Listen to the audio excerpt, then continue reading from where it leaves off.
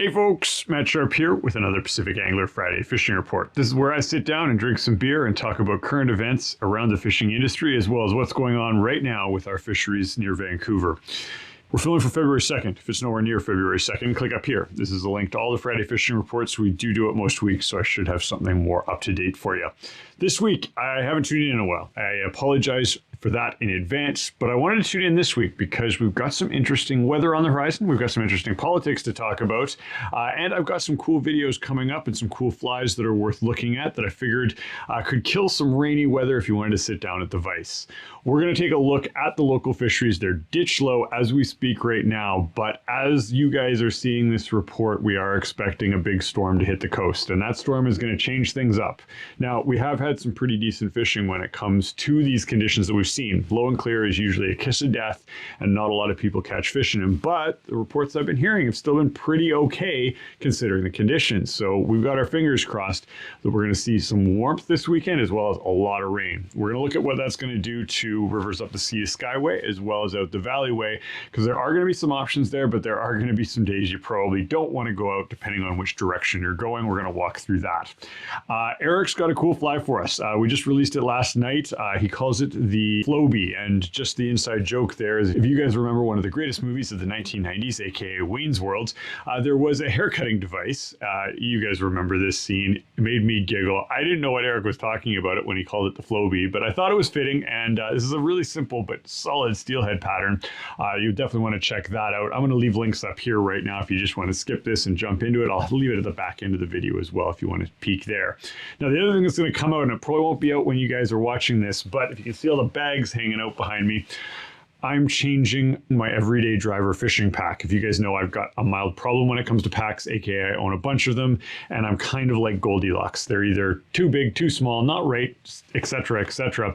And I wanted to sit down and look at all the packs that are available right now in 2023, because I've got a problem and I might be joining Team Backpack. Everyone knows I love slings. I still love slings, but something has changed, aka my back has changed. My back doesn't love slings anymore. I'm going to talk you guys through in that video all the cool new packs that are out as well as what I'm considering, and then I'm going to show you the pack that I'm going to pick for 2023.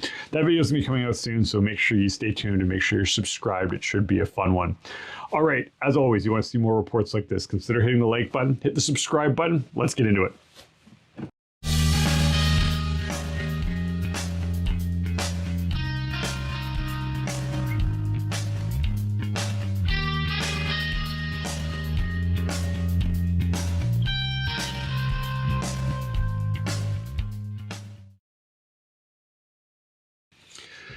All right, everybody, cheers to Friday. Thanks for tuning in with me, and thanks to Matt, another Matt, for dropping off the beer. I like this. This is Tiger Shark, and I would probably not pick it off the rack, but I kind of like it. It's relatively low alcohol, but it's got full taste.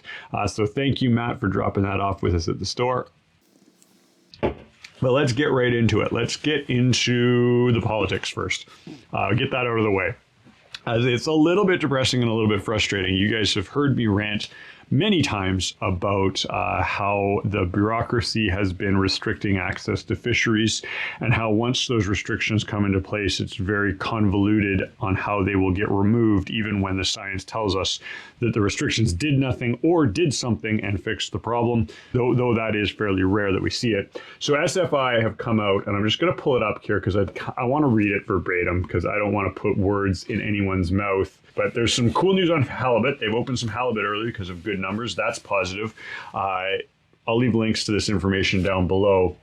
But the SRKW proposal is what everyone's keeping an eye on, because this is the reason we've seen the large closures in areas for fishing access. And we keep scratching our heads because the science doesn't really seem to back the idea that a lack of Chinook is why the southern resident killer whales are in decline, nor is there any real data that says fishing boats, at least, are causing an issue. So here's what it says. In yet another round of consultations regarding SRKW recovery, the SFI and SFAB are at the table discussing new proposals for 2023. What is evidently an annual review process results in uncertainty, instability, and anxiety for each of those small coastal communities that depend on predictable fishing-related tourism.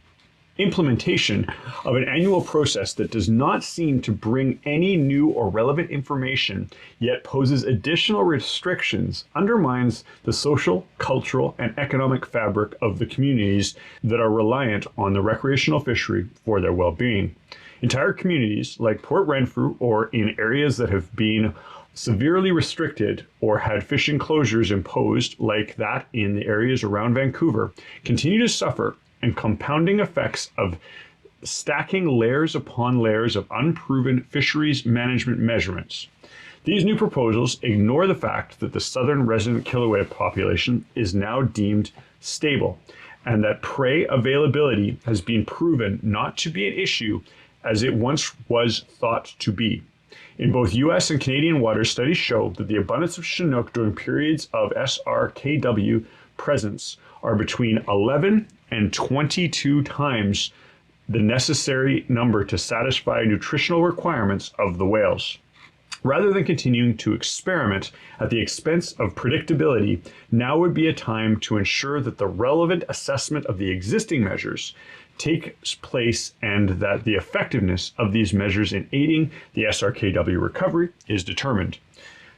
A pause in adjustment, changes, or additions to the SRKW measures will also reduce the cycle of uncertainty and anxiety for us fishermen of not being able to know if we go out fishing. I ad-libbed that last bit, but that's basically what it's saying. Here and what is working. Okay, focus should turn to determining what is effective or not. Here and what is working or not in adjacent Washington state waters to benefit SRKW recovery. Now, I can go on to more of this. It's going to put out some interesting flaws in the science that justified some of the restrictions that came down. And all this data is data that the decision makers, aka DFO and politicians, are seeing. But somehow we keep getting these restrictions piled upon us with none of them taken back when those restrictions don't seem to have a benefit. Many people are working their butts off and understand this at a much higher level than I do. Many of the scientists that are producing the data are scratching their head at the decisions that are coming from said data. That's where we are. So I want everyone to take a look at it, get educated on this, take a look at it. And heck, if there is a counter argument that I'm missing, I'd love to hear it. I'm very open to that. I'll read the data and then I'll read the data beside what I'm seeing from folks that are not invested in the fishing industry, but are saying, wait a second, this is making no sense at all. And this is just feel-good decisions for DFO and or for politics. That said, we're hopeful that the process will work this time. There are some surveys coming out, and we're really hopeful that those surveys will give reasonable options in them for what will affect us and how that will affect our fishing. And as always, we're willing to put up our hands when we can see that those sacrifices in access will actually lead to positive gains for fish and for whales. But right now, nothing that's being done seems to be changing the course of the problems. Okay. Rant aside, there we're at. I encourage everyone to stay educated on this. It's interesting. And like I said, the folks of the Sports Fishing Institute, as well as many other organizations, have been working tirelessly on this to make sure that the right information gets to where it needs. And then the pressure is put on the folks that aren't listening to the information/science. Anyway, let's talk about something more fun. Let's talk about some weather. Let's talk about where we can get out fishing. And what have I got? Well, we're going to look at a storm. I'm going to lead with Chilliwack because Chilliwack's been pretty darn good for its condition. And what do I mean by that? Well, it's been low and clear, and steelheading is always hard, but we're still hearing positive reports, relatively positive reports. And so when we look at weather like this, where we're going to see today 10 to 15 mils, and then 2 to 4 on Saturday, 5 to 10 Sunday, 10 to 15 Monday, 10 to 15 Tuesday, that's actually a pretty great report when it comes to fishing because we're going to see water dirty up. We're also going to see water levels jump. That in concept should bring more fish in, should make the fish in less picky and more bitey. And the long story short there is I think it's a good weekend if you don't mind getting wet to get out on the water. I do expect water levels to rise, and we might see some issues with reasonably warm 9-degree weather after the snow that we saw over the last week. We might see some weird melt. We might see some clay banks unfreeze and then freeze again, which can sometimes cause some slide issues.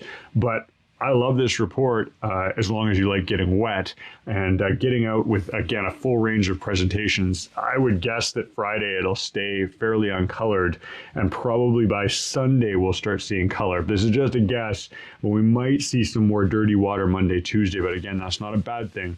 I don't think, if the weatherman is not lying to us, that we'll see a blowout with these conditions. Now, flip it over. We go out to the Squamish, another story. If the weatherman's not lying, we've got a big dump coming up that way, and we're going to see 40 to 50 mils today as you're watching. Look outside, look up towards the mountains. If it looks like it's pouring out there, we're probably going to see a blowout. The river is ditch low right now, like a 1.6 on the graph, but 40 to 50 mils and then followed up by 25 to 30 on Saturday will blow it out. Looking at the temperatures, though, it gets a little cooler sort of Monday. There's still some more rain coming, but I expect when this comes down, it should be gangbusters, and it might be in shape Sunday. Look at it Sunday. If it's through a 3.8 on the graph, it's definitely blown out. But if it didn't push through a 3, or it's sort of hovering that 3.2, 3.3 range, could be worth a shout on Sunday. And it'll definitely be worth a shout when it gets into that sort of 3.5 and below range throughout next week, and definitely worth getting a kick at the can.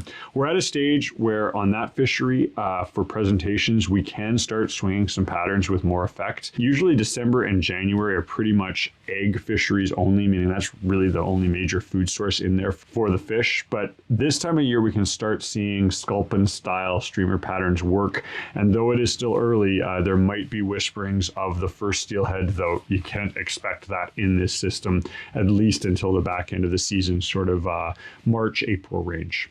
Anyway, worth taking a look at, worth watching, worth getting out for. Okay, last but not least, with the steelhead in mind, we've got Eric's fly. Super cool one. I want you to check it out. Sit down at the vise, try to pump these out. He also has a course that's going on next week, and there's still available spots. So if you want to learn more flies like this, he's going to share about 3 or 4 styles of pattern that are similar to this, that are reasonably easy but extremely effective.